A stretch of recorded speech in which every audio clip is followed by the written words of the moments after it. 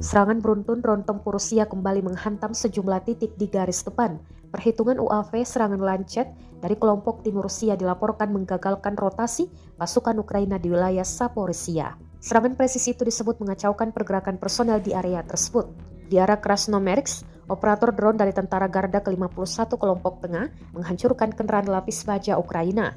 Tak berhenti di situ, operator FPV, drone dari kelompok yang sama juga menembak jatuh heksakopter berat serta UAV pengintai. Sementara itu di wilayah Dnipropetrovsk, UAV kelompok timur menghantam posisi sementara pasukan Ukraina.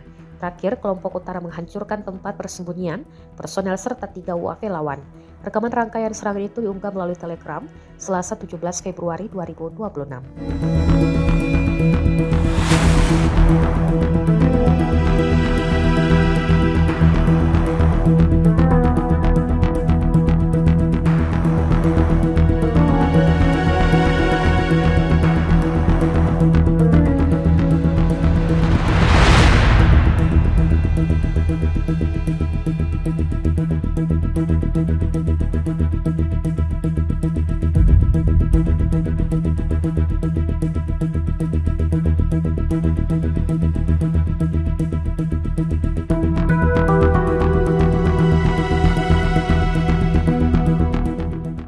Download Tribun X sekarang, menghadirkan lokal menjadi Indonesia.